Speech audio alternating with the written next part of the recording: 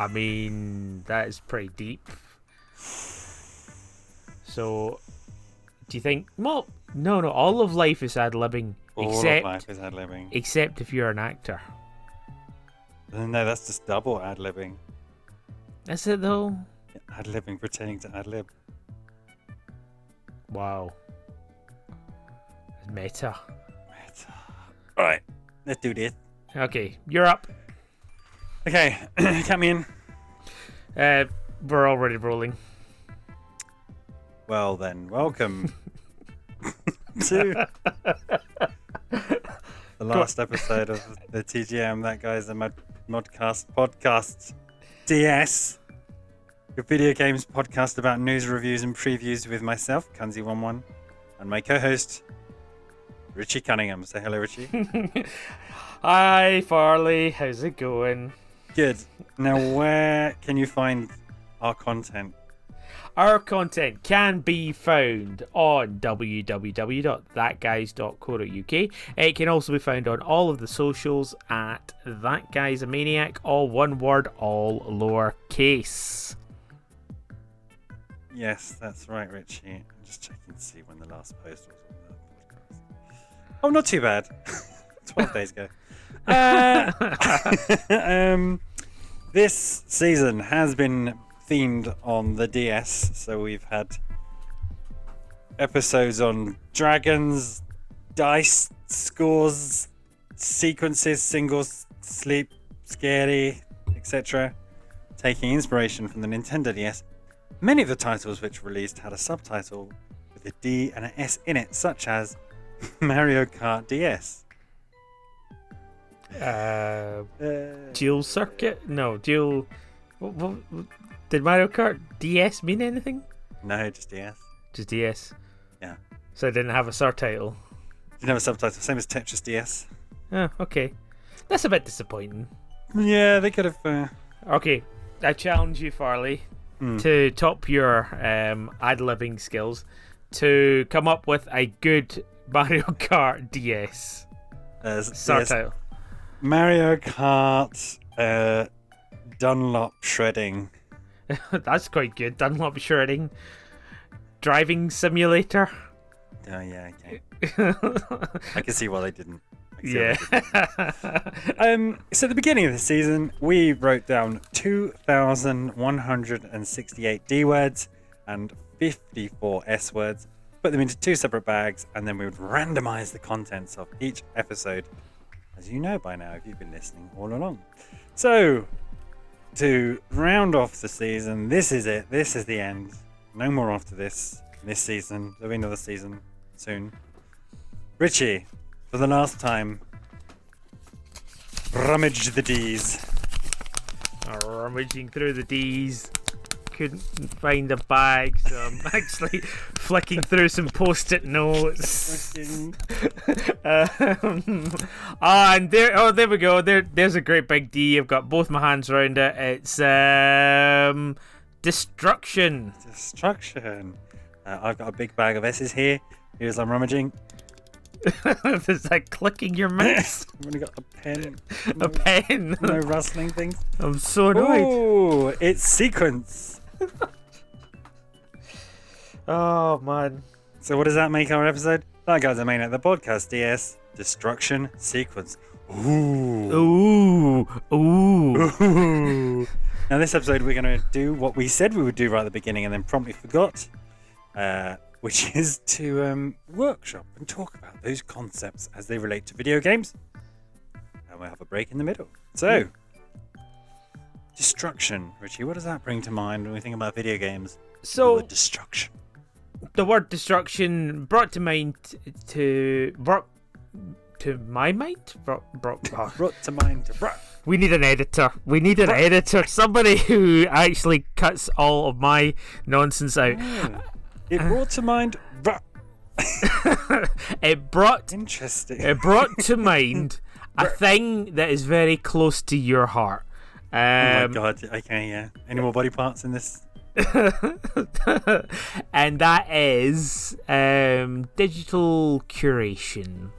And I was just thinking about some of the things, because we have discussed it before on the podcast, but like when a console reaches the point where it is no longer available, destroyed, it's a tenuous link. I wanted to ask you a few questions around that and get your thoughts on digital curation. Okay. So, is it sad when a console dies? As in, so let's say for instance you had a PS2. Yeah. You've had it for 10 years. Yeah. And it's no longer being made. You can't get a PS2 except maybe in like CEX or something like that. You've got a bunch of games and your memory cards, and all that. You can't play your PS2 anymore. Is it sad, or is it, oh, thank God I can move on to something new? Well, I think so this is obviously such a hot topic at the moment as streaming services, music libraries, video game companies are just turning the switch off of things which are no longer profitable or updating things out of existence. And people are quite rightly unhappy that the stuff they no longer own the stuff that they owned. And there's a big community of people online who are super into physical collections, and then there are companies which cater to that, so like limited run games, for example, which release new SNES games in limited edition physical versions, etc. So it's a really hot topic, but I think what people are really upset about isn't actually the idea of I think there are very few people who are slamming SNES cartridges into their SNES still. There are some people out there doing it, or PlayStation games into their PlayStation. It's just the idea that these things are inaccessible, not just through obsolescence. And I don't know where I sit on the idea, so with the Nintendo Switch Online services bringing a weird selection of games to the Switch. I love the idea that I could play through, all the formative Legend of Zelda. No, not Legend of Zelda, bad example. Metroid. I could play the first 5 Mario Kart games, etc. However, is that the proper way to experience it? Is it an emulated version? Should it be on the console? Should it be on a CRT? All this stuff which people get really, really obsessed about. Yeah. So what I think the real sad bit, in reference to your question, the real sad bit, and I was just having a discussion with somebody who teaches about video games, and they kind of have this problem that other mediums do not have at all, is she's writing a lecture about, I think it's like emotion and storytelling, and she uses Dragon Age Origins. And she's teaching undergraduates, and she's just had this realization that they were 5 years old when Dragon Age Origins came out, which is fine. Recommend your students pick up an old game, but these days it's fucking impossible, or I find it impossible, or very, very difficult, unless you have all the systems in front of you to check what is playable where. If it's on PC, high chance it's still playable. Yep, very, very, very high chance. If it's PC games have been really, really good at this. But if it falls between, if it's one of those weird games that fell between Steam and GOG, and if it was one that was associated with some proprietary thing, maybe you can't. We had that thing a while ago where we tried to play Resident Evil 5 co-op on the PC. Oh god, yeah, and for some reason only the Steam version doesn't allow co-op. It is impossible. So that's the thing that makes me really sad, is that in the same way that English students will read through some of the classics, for example, there is an issue where there's it's not like, maybe there aren't that many formative texts on the Nintendo DS, for example, but if you wanted to say to people, as part of your video game course or media studies course, go and play Nintendo's Chihuahua edition, that is going to be impossible for most people who weren't alive during that era. So that's what's sad, is that the art, the work, the history, the sequence. If it's a game that's in a trilogy, if that's inaccessible or is destroyed, I think that's really sad. But again, we were the generation that bridged all of this. I can imagine if you are a young person now, you're like, oh, Tekken 8. I wonder what Tekken 1, 2, 3, and 4 were like, which were released before I was born. Wow, good luck, buddy. Yeah, and that's another weird one, because Tekken 1, 2, and 3, they technically they had console ports. They were originally on arcade machines, Mm-hmm. So, and arcade machines had this weird upgrade and updatability to them as well. Some guy would come out to the Namco Bandai thing and he'd put in a new slot or a new chipboard, and that would be an update to Tekken 2, and stuff like that. Crazy. And that was actually my second question: is everything worth preserving, down to the nuances of, hey, this is version 1.113 that only came out in New Zealand, It's interesting, isn't it? And so the people who are into digital preservation of games can get really obsessed in a way that I think, actually, no, some of this is not worth it, right? So it's like, a lot of the Nintendo people, or the people into Nintendo, get obsessed over, we found a ROM of the Space World, Pokemon demo, and in the code it had a hidden reference to a Pokemon which wasn't in the final game, or here was a Burger King kiosk build of the game. But if you take it to the other extreme, there are people who just collect their favorite series, and there was somebody, again, online, I forget, who's really into Dead or Alive. I think in order to have every version, you have to have something like 15 different, this was on disc, when most things are on disc, 15 different versions of the game, because as you said, this territory had this region had this, got ported to a console, but then the Japan the PAL release had something extra on it. Just for a single game, and if you were stupid and picked Resident Evil 2, you could just have an entire collection based on Resident Evil 2 and have 400 different versions of the game. So to try and collect it all is insane. Is everything worth preserving? Again, in theory, but what are we trying to do, or what are we trying to achieve? Nobody is going to put their child through an enforced education program. No. Where you have to play through, I feel like your example there is very utopian. I don't think anybody's ever collecting it for future prosperity.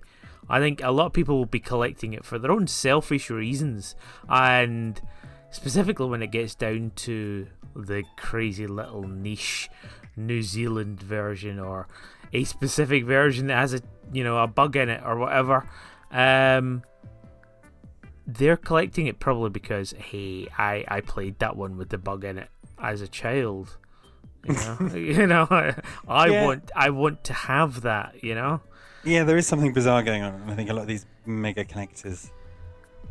It's the same with any collecting. It is the same with any collecting. A lot of these mega collectors, it's doing something else, and maybe some of them do have.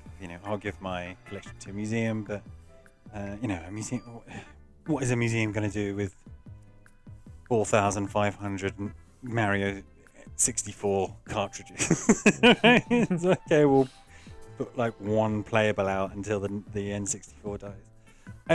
But then this is cynically video games re-releasing or remakes, right? We're swimming in remakes. I was just looking at my currently playing, and it is all games from the 1990s remade.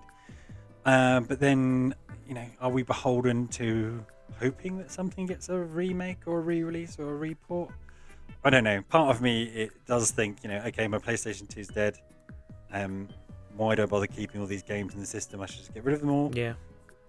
But you know, if you're a tinkerer, you could probably get the PlayStation 2 working again, or you could probably find a niche company that's making them new again. I think you can just because the PlayStation the PlayStation hardware architecture is very, very emulatable, so you can just stick your PS2 disc in a PC and you'll be able to play it. Yeah, maybe. The early PS3s were backwards compatible. No, I think is it every PS3? I don't know. I haven't tried that actually. But my PlayStation 3 is sort of. Oh no, it was only early ones. It was only the early ones. No, I think.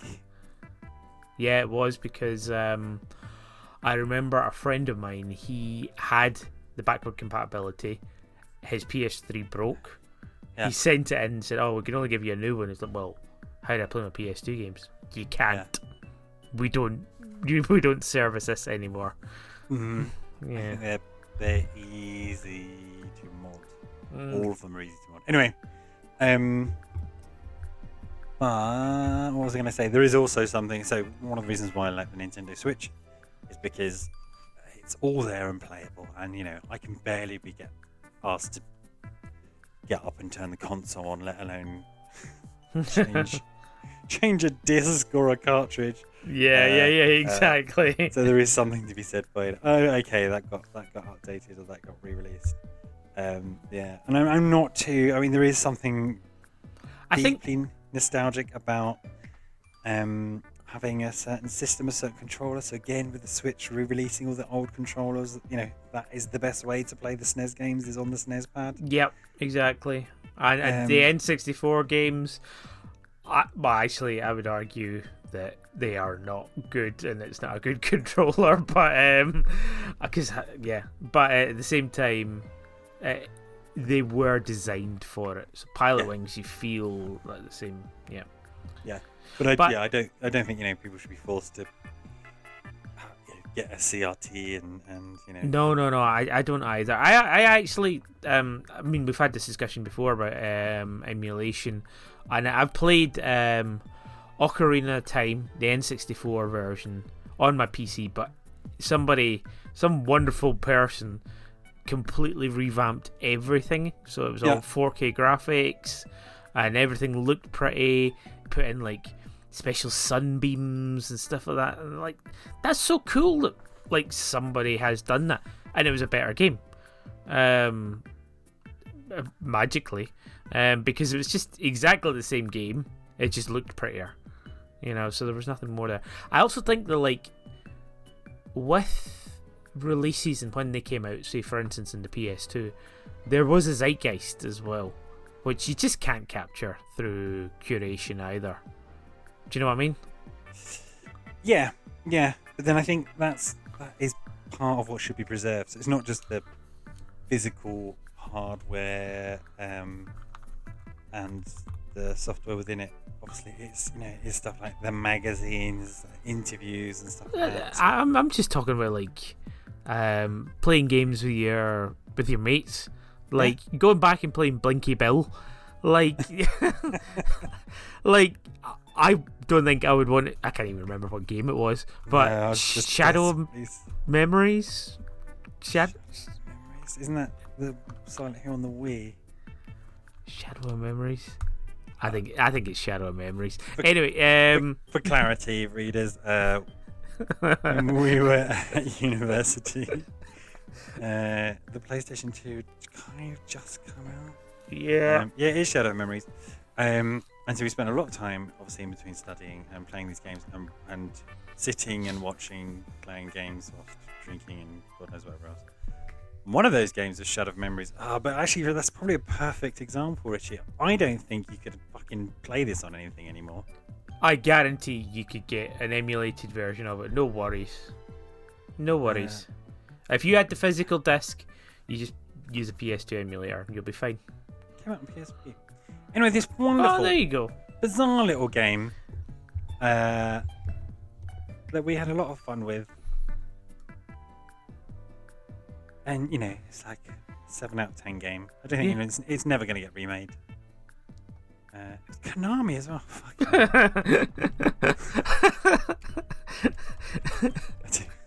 I do mourn the death of Konami. Yeah. Anyway, let's move on. Yeah, but my whole point was there was a zeitgeist around it, and we enjoyed that 7 out of 10 game for what it was. And I mean, you can't preserve that at all. Does it matter? Maybe, I don't know. Maybe we'll see. We're just starting to see it, and I'm so excited for it. With the nostalgia and technology, is we're just starting to see retro-looking games move beyond pixel era. Yeah. And so I am quite excited for us to kind of have the retro era being early PlayStation days. And people are. It's only now that some of these really obscure. I was listening to a podcast about somebody talking about the Commodore release of Minder the video game, for example. So these things, do become playable and emulated or remembered, or people still have original systems. So yeah, it's not quite as bleak as if you don't instantly have everything to your fingertips. But what does fuck me off, Richie, is that wow. Does fuck me off is some of the older consoles in particular still function just fine, and then increasingly the kind of obsolescence cycle is shorter and shorter and shorter. It's like the PlayStation 3 barely functions. Who still has a functioning Xbox 360? That's a dwindling number. I do. Meanwhile, when was the last time you've whacked it on? It gets used repeatedly for a DVD player. Right, okay. But yeah, Mega Drives and the SNESes. But yeah, no, I get your point, and I'm probably one of the few that actually still have a 360 that works. Yeah. Although that is like my third 360, which says a lot. It does, yeah. Yeah, my PlayStation 3 almost takes off every time I put it on. PlayStation 4 is getting that way. Yeah. Anyway, I don't have any more questions. I just wanted to talk about destruction of zeitgeist and timings, and when a video game or system disappears and becomes unplayable. Very good. I had a question for you on the theme of destruction. Okay. So thinking about destruction, most video games have destruction as a central premise. Either you have to destroy, or something is being destroyed, and you have to kind of intervene.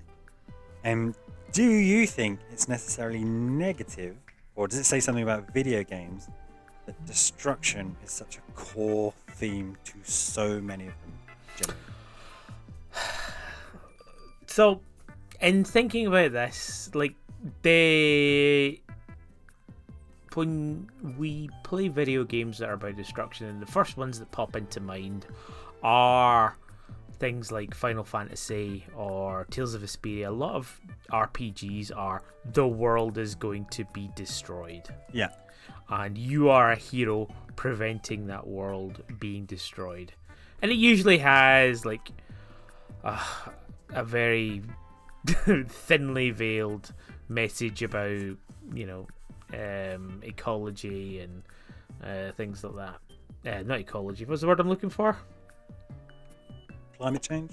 Yeah, something like that. Yeah, the apocalypse. I don't know. I think what that does is it puts you very squarely in I am the hero shoes. Mm-hmm. And I think that's as much as you have talked about playing a game where you are the NPC, I think games like that where you get to feel and be the hero are necessary, and therefore you have to have something equally or antithesis. Oh god, Antithetical? Antithetical to the villain to your hero. Yeah. And that Sorry, go on. And they're usually like, oh, I want to destroy the world, or I want to destroy X. So you have to preserve it. But so destruction as a big threat is a common theme. But then also in many games, which is probably the destruction I was thinking about, the answer to that is destruction. It is destroy 10,000 moblins on your way to stopping the world from being destroyed. Yeah. Destroy the enemy base, destroy the enemy faction, destroy the infrastructure. I mean, one of my favorite bittersweet games is Little King's Story, where I'm sure I said this before on the podcast. It starts out and you've got this beautiful kind of nursery rhyme, classical music. And then you have the David Mitchell moment. Yeah. Yeah, where you kind of beat the first kingdom of the bad guys, and then you kind of build your, and then as you go on, you get this sinking feeling of, I'm genociding. I am erasing everyone but my people from this continent, and that is destructive. So it's creative you're saving, but it's destructive, and do you think that's inevitable because of how humans are hardwired? But it does make me feel a little bit icky. And although we have games where that's not necessarily the case, but we have special words for them. We call them walking simulators or cozy games, and there's still a sense that those aren't games proper. Those are different games, but they're the kind of lingua franca across many, not all video games. Is you are blowing something up, you're shooting in its face, you're driving into it, you are destroying. Yeah, you are getting an achievement for killing 1 million zombies. You're driving up and down the underground car park. Death so thick that the window screen wipers can barely keep up. Yeah. No, it's an interesting point, and even down to Pac-Man or Mario. Yeah, Crash Bandicoot, it's just destruction. Yeah, and yeah, I mean, Zelda, you just walk into people's houses and destroy their vases and just steal their rupees. Saving the world, kick the shit out of your personal belongings, steal every bit of money you have in the house. Yeah. And it's even worse when you don't have the motivation. You're just, oh, this guy's a bad guy. Okay. Is he? Yeah. So he's just like, what is Koopa doing? Yeah. Or, sorry, not King Koopa. King Koopa. Bowser. Bowser, of course. Yeah, he's kidnapped the princess. Yeah. Well, yeah. I suppose. Does that justify the death of 4,000 Wigglers, 15,000 Goombas? Yes. I mean, that's the thing. Mind you, as we all know, if you walk off the screen and come back, they can return. Or is it just a new one? Can you double the death? Yeah. And then you've got these, oh god, I'm thinking of Vampire Survivors now. Mm-hmm. The reverse bullet hells. Where you're literally killing so many things that it is testing the limits of the hardware you're playing it on. Yeah. There's so much going on the screen. That's insane. Yeah, no, I don't know what that is. Maybe it's because you just can't do that in real life. It's part of that escapism. Maybe there is a twisted little part inside human hardwiring where it's just you know what? There's a stack of boxes there. I would love to kick that over and just see it fall down. But I won't do that because I'm a member of society. Yeah. Yeah, thankfully I can live out my crate kicking the shit out of dreams in many a video game. Yeah. Yeah, I do think it's strange that so much is based on combat and death and fighting to the point where we've all been there when you're trying to say that, oh yeah, I play video games, and no, it's not just that childish stuff you might remember, and then it's really hard to kind of find a rec or recommend to someone who you see outside beyond gaming as a well-adjusted person that isn't this. Oh yeah, this is the bit where you I remember, I remember somebody talking about World of Warcraft. Sorry, I'm just going to mention very, very quickly. Yeah. And they were just talking about, oh yeah, you can do loads in that game. You can do professions. You can level up skills. There's a little Pokemon game in it. Yeah. There's all of this, and there's a great heavy text quest line. Like, all right, okay, cool. That's a lot of things. All of which are just sub games of killing things over and over and over and over and over and over. Yeah. Some people get married in this game. Some people form like lifelong bonds Yeah. and guilds. Okay, and then flash to 2 seconds of your typical WoW video, and it's just smacking things in the head. Yeah. It's like, oh, look at me gather up all of these boars and kill them so efficiently with my character. Yeah, it is kind of perverse. When you think about it for like more than 2 seconds, just how central destruction is to the language of video games. Yeah. Mm-hmm. Okay. Middle of the podcast. It's the very last break time. Skibby dabby dee doo. And Break time. I don't know why we do the jingle and then put the jingle in, but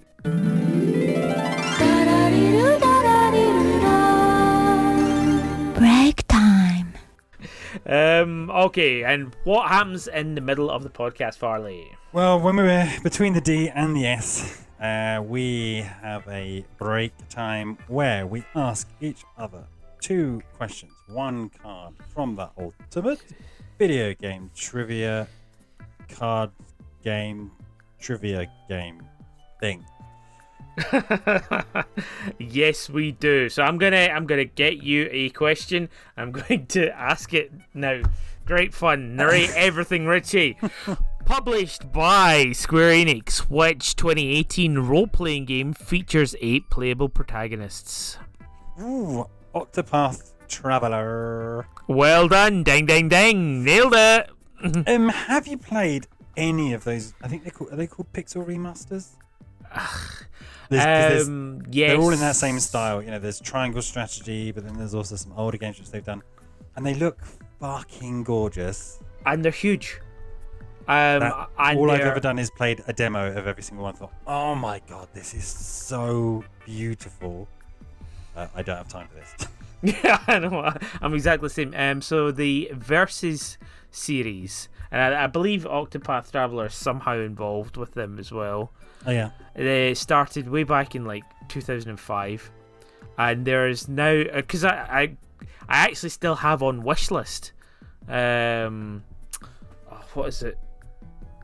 Tales or something? I can't remember what it was. Anyway, I still have them wishlisted, but I now know that there is like 9 sequels to it, which is just like it's like deciding you suddenly want to watch One Piece and finding out there's 1,000 episodes and just like, no, that's how much time this would be investing, So what they called Final Fantasy What? Versus? Is it? No, it's just Versus, the Versus series. Versus Square Enix. By Square Enix? No, it's not Square Enix. No. Okay. Hang on, let you tell me. Versus I'll find it. do that. It's a bad thing to Google. The Typhon, or a hostile alien race in which video game? Tough. This is tough. Typhon. Yeah, Typhon. Is it a space shooter? Yes. Mass Effect? No. Oh. It's kind of a classic shooter that gets revisited every now and then. For a while, I think. It was like a PC benchmark game, I think. Oh, Crisis? No. Okay. For a while, there was like another one. Uh, Ask me some more questions. Right, another one, and it was a spacey one. Is it? What are the words? How many words are in the title? One. What? Oh God. It's not. It's not Halo. That'd be too obvious.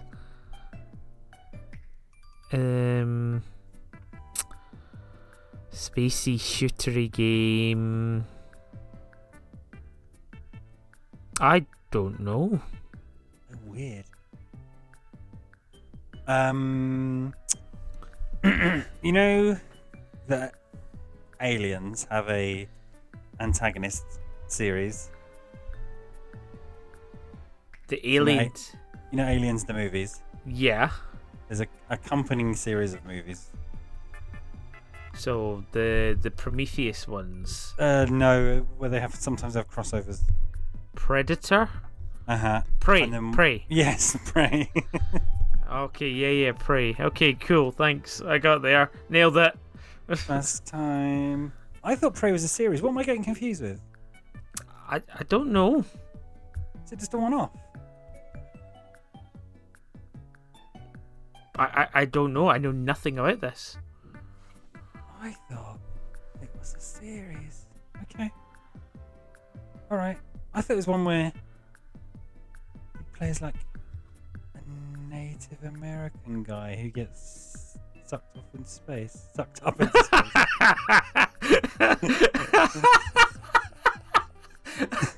This is a special game. What game is that? I don't know.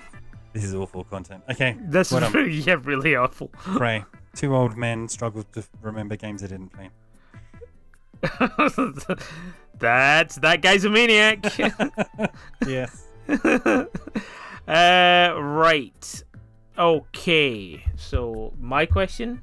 Yes, please. Oh dear. Yeah, you've got an oh dear one, number 2. Yeah. No. This isn't an oh dear. This is oh dear. It's rubbish and stupidly easy. What is the name of the fantasy world in which the Legend of Zelda series is primarily set? Ging, ging, ging. Well, I don't know. Is that Hyrule? Yes, it's Hyrule. Yeah. Yay. Yay. Nailed it. Getting. Now, which developer made arguably the greatest game of all time that I haven't played, and I don't think you have either? Disco Elysium. Disco Elysium? Yeah. I don't know the name of the developer at all, but I own it. Have you played it? No. Apparently it's very similar to like Baldur's Gate mechanics. Apparently it's one of the best games ever. Yeah. Widely, people saying if you've not played Disco Elysium, you should play Disco Elysium. Yeah. And that's why I've not touched it, everyone. Yeah. Everybody, it says it's great. Therefore, I have to live in my own little hipster niche. How dare you? How do you dare you know what I might like just because so many of you think it's the best game ever? Okay, how am I going to describe this to you? You're never going to get this. There's no way to get to it. Okay. It's 4 letters with a forward slash in between. So fine. It's the last letter of the alphabet. Is it ZA/UM? Yes, yay, well done. Yay. Zam. What a guess. Yes, such a guess. Zam. So those games, the pixel RPGs, I do not have on my wish list anymore. Which means is that Pantsu Fighter? Is that Pantsu Fighter? Yeah. Yeah, that's all I have on my your wish list. It's really Pantsu Fighter 2 as well. Pantsu Fighter 8, man. 8? Yeah. No, I have no idea. Is there a Pantsu Fighter? Probably. Let's not look it up. Look it up. What's he look the other thing up? Pantsu Fighter series. Yeah, it's both of us looking stuff up at the same time. Great. There's no Wikipedia page. That means nothing to me. This means nothing to me. Viennetta. Viennetta. Right. Is that break time over?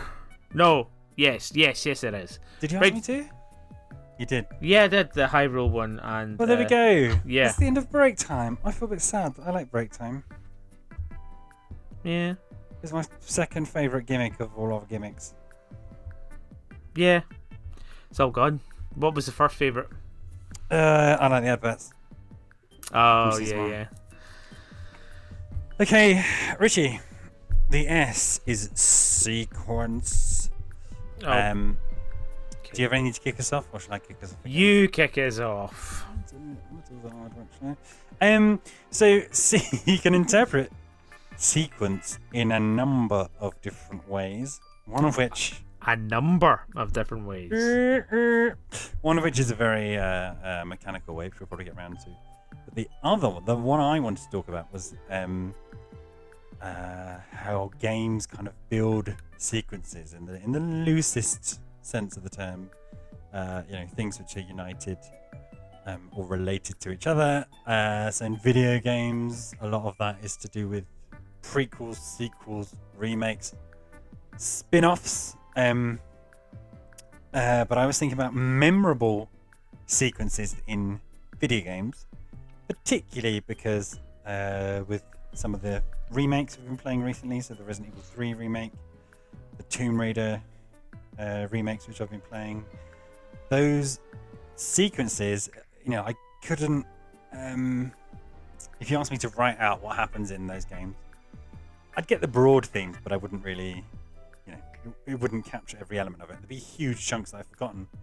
But when you're playing it, it's kind of a useless superpower, right? So 60 seconds before something happens, I know that it happens.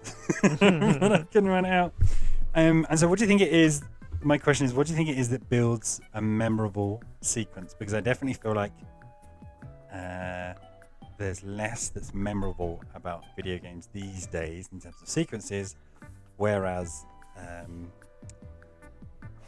with Final Fantasy, Tomb Raider, the Resident Evil 3, even though they are remasters and something different is happening, I love those sequences and those stories. Is it just that we had all the time in the world in 1998? I think so. Probably a very good example of this would be Resident Evil 3. Yeah. Which is so massively different from the PS1 Resident Evil 3. I mean, it's set in the same place. It has the same protagonist. You do not go to the same places. You do not see the same people. The whole thing with Nemesis is massively different. Mm-hmm. And I feel like where the city was huge in Resident Evil 3, it wasn't in Resident Evil 3 Remaster. I also think I don't remember the remaster version very well. So there definitely was. I think it also, I think it's all the time in the world, unfortunately. And I think that's basically because we did play things to death as well. So with Remaster, I have played through it once. Alright, okay, cool. And it'll slowly fade from my memory. And in about 2 years' time, I could go back and play Resident Evil 3 Remaster and be like, no way, I've forgotten all about this.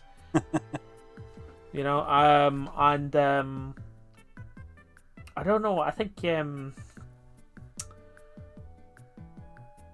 I think because we had Resident Evil 2 and it was like one of maybe the 7 games you had, we just played it over and over and over and over and over, and I played it in different systems over and over and over. It was. That's why I think those sequences have become ingrained almost in the neurons, way more so than, I guess, something which shouldn't be as throwaway, prettier and nicer. Well, I do think exposure has something to do with it. So as per my New Year's resolution, I've been trying to get through Horizon Zero Dawn. I do like that game, but it's too big, right? And so this weekend, in fact, my eye is bloodshot today because I probably played it too much. I put concerted effort into it over the course of 2 days, and I was struck by how the story unfolds. So I probably, when I started making this concerted effort, it was probably in the back third of the game, and then now I'm pretty near the end. I was struck at how brilliant I thought the story was, and how it was relayed to you through, of course, audio files and cutscenes and And I was thinking, which made me think about this word sequence. I was thinking, when was the last time a game hit me with that in a way that, I was thinking about the story and its themes. But if I'd continued playing Horizon Zero Dawn as I did the first 2/3, where it's months between play sessions. Yeah. Months. Just, that nuance, just you lose it or you don't pick up in the first place. And so maybe it is partly exposure, so how much time you put into something in one continuous block. And that's definitely perhaps the case for the Resident Evil 3 remakes with me, because they were so short and I replayed them a lot. Plus it was, inspired from another game which I like and spend a lot of time with. But it does make me a bit remorseful, a bit sad about the many, many games we have available to us whose brilliant storylines are just broken apart by the fact that, you might play 3 hours every 3 weeks. And we talked about it recently with one of the Final Fantasy, I think it was Final Fantasy 3. We had a DS episode. Oh, yeah. Stuck outside that village. Don't know where I was going to. Don't know where I came from. Both of us. Both of us exactly the same place. Yeah. If somebody said, Final Fantasy 3 is my favourite Final Fantasy because of the story, I couldn't even tell you what the threat is. Is it crystal? I don't know. Is it a dragon? A king? Well, I have no idea. Yeah. And so perhaps it's the length of games these days as well, with games as a service, open world, DLC. Maybe there's just no chance for them to get ingrained. Years and years ago, maybe I can dig this out. I emailed a bunch of video game journalists to say, tell me what the story of Halo is, right? Because I played all the Halos on launch.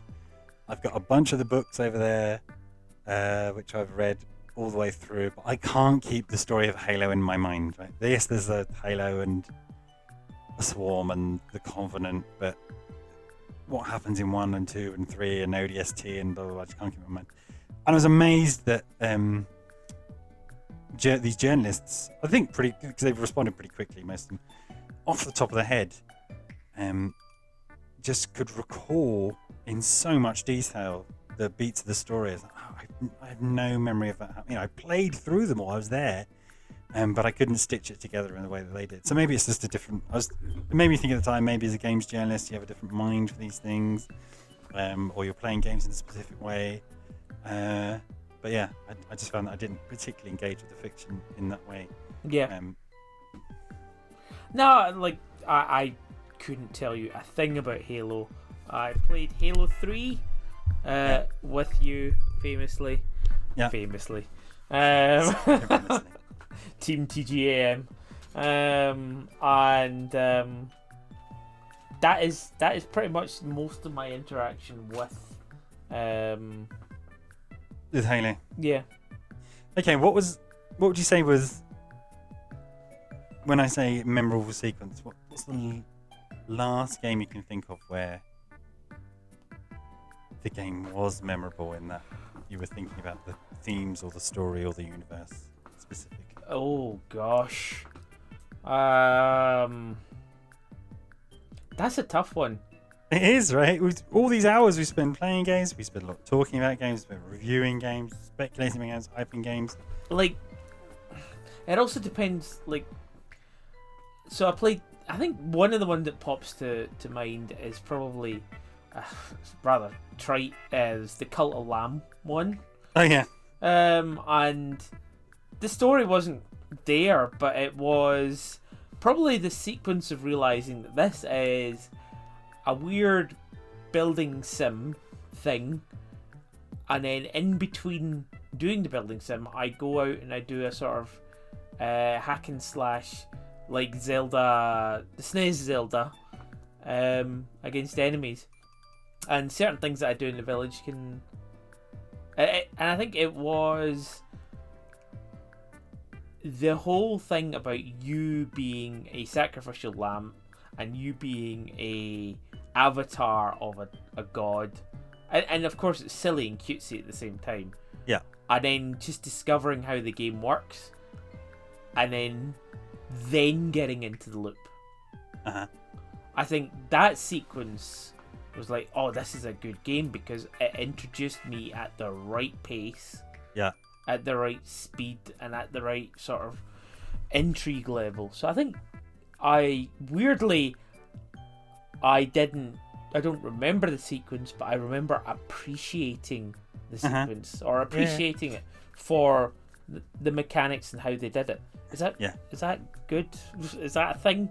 No, it is. Yeah, you can have respect for because we've said and many people say about the games can be so compelling, and I'm sure different parts of the brain fire off when you're trying to work out how a game works, and then when you do, that can fade into okay, well, I'm done with it, or that can fade into getting stuck into these loops. The onboarding process. Do you know what's another good one? Like, but there are sorry to finish on Cult of the Lamb. There are games where when it clicks, you go, good one, you got me there. You know. Yeah. You've onboarded. You've onboarded me, but you've you've got the tendrils in. You've perfectly played that. Yeah. Yeah. Sorry, you were going to say. But talking of sequences and similar ones, so I think I was also talking to you about Escape Academy, the escape room game. Oh yeah. That game has zero replayability. It's very, very weird. So some of the levels are like half an hour, okay, and you'll scramble around as you would in an escape room. Yeah. And then you're given a score at the end, or you just don't solve it in time, and you get a timeout. You're like, oh shit, crap, and that happened once. Like, we just could not work out what the final puzzle was, and then time just went out. Now you have the option of adding 5 on and losing your score, but at that point I was just so frustrated. Like, nah, not doing it. But I came back to it. But because I knew every single thing to do, the sequence of how to do these things, I literally did everything in about 3 minutes, and I had a full 27 minutes left in the thing to work out the last. And that it's just kind of like, that's where that replayability is just gone. It's just like it's like it is a throwaway game almost. It's odd, but yeah, just a tangent on sequences. You've reminded me of it, and there are getting on to perhaps more mechanical sequences. And think about button combination presses. So I was thinking about International Track and Field, right, where you mash. Yeah. Those. There was a particularly good game in the original Sonic and Mario Olympic games, which was the trampolining. Did we ever play that together? We might have done once or twice. I know, I've never played Mario and Olympics. Okay, so the trampolining is you bounce, and then you get like 4 buttons will appear on the screen, and you have 3 seconds to press them. Then you bounce, and it goes up to 6, and then you bounce, and it goes up to 8. So it's this horrible, like, anxiety-inducing, because you have literal seconds to try and hit a sequence of whatever it might be: square, X, circle, triangle, square, X. But there's something where and playing through Final Fantasy VII Remake made me remember this. So hopefully not spoiling things. Where are you up to in Remake? I just got Aerith, and we are in the Sector 5 slums. Just visited her mum. Okay. All right. Well, in the Final Fantasy VII, the original, there's a point where you have to do a mini game. Oh, it's when you're trying to get all this stuff to dress up. Yes. And you have to do that horrible squats. Yes, yes. And so you try to do it first time, and you're like, this is fucking impossible. This is actually impossible. I can't, this is rubbish. And it's like, do you want to try again? You go again.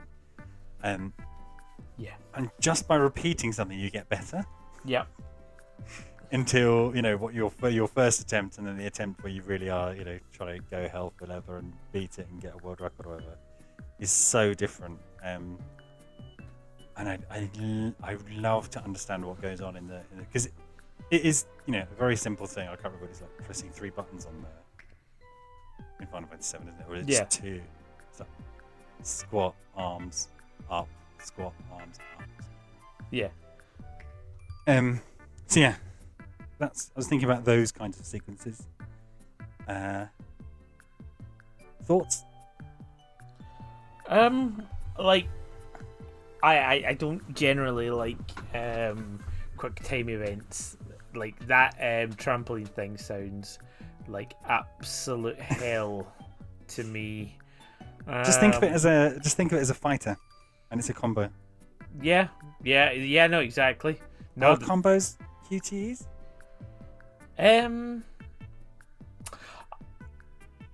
I mean, you could say that, except you're reacting differently.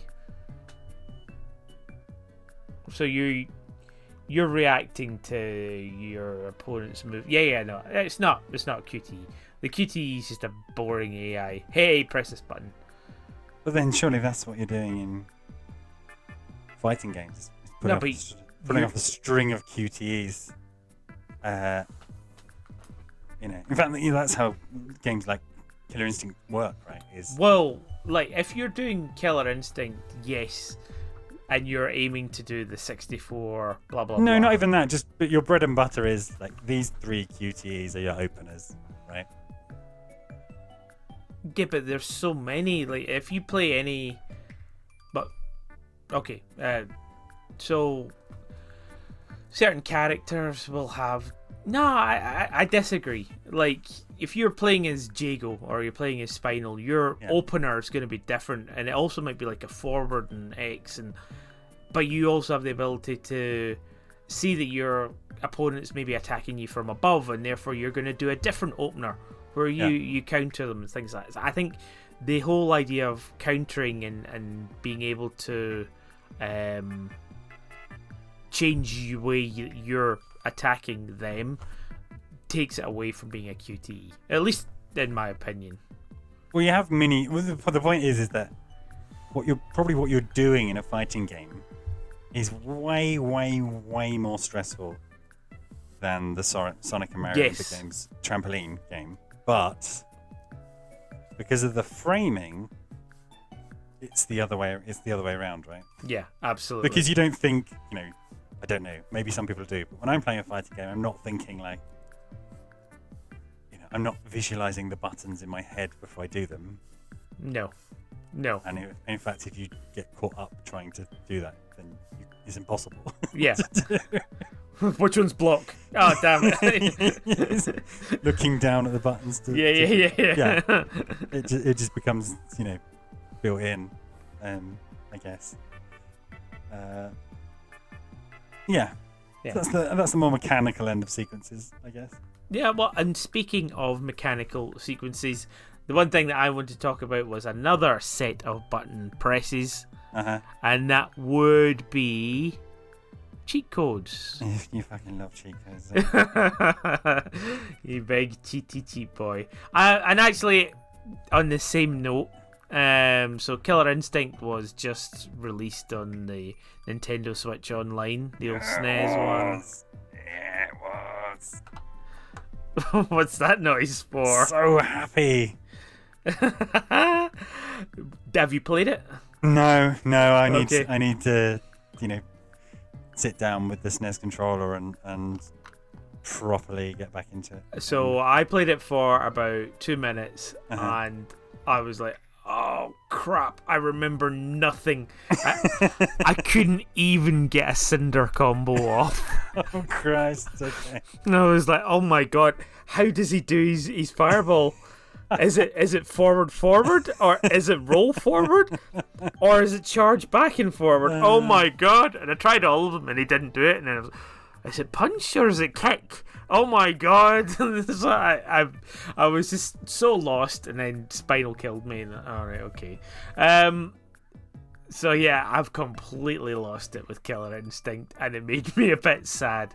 But at the same time, I was remembering all of the crazy stuff, and especially from the days of the SNES, the stupid, nutty, like cheat codes that you used to have to put in. So for because in Killer Instinct you do it on the versus screen, don't you? yeah, but also for the idle cheat, you had to do that. You highlight Jago, and then you put in a whole sequence. It ends up on Cinder. Yeah. And then you'll hear idle. Yeah. And then you click it, and then you get to play as idle in the actual story mode. But I think everything just looks like Cinder, so like the end sequence just ends up being Cinder. Okay. I've never I seen. don't think I ever finished it because although we knew how to unlock Idol, I don't think we knew any of Idol's moveset. I don't know if he has much. If I remember, he was just ridiculously OP. Okay. It's like once you know how to do like his big club up in the air thing, it was just literally cheese. Okay.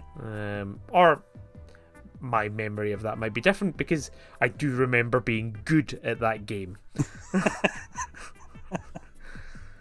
And yeah, it feels a bit like, oh my god, I'm a 40-year-old man and I don't even remember how to do Cinder's special move. Special moves, not even special. Just his moves. Just his general moves. Yeah. I wonder if there are young gamers out there who are playing these games as they come out. They're like, oh, Killer Instinct. This is the game that my granddad goes on about. Oh my god. What the hell?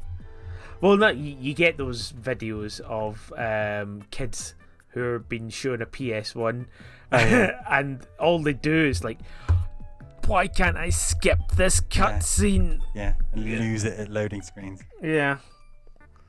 Why is it so slow? Yeah. Like, oh god. Why is this CD?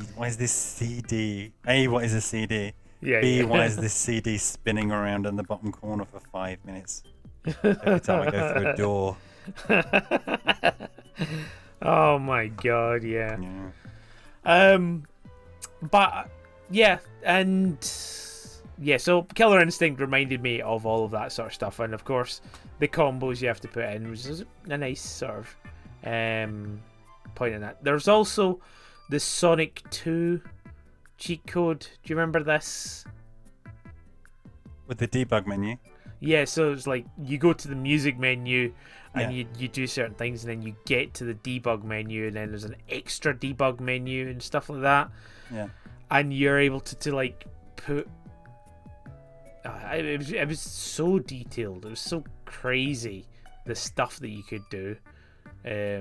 Just turning yourself into like the checkpoint posts, and you could make several thousand on the screen and stuff like that.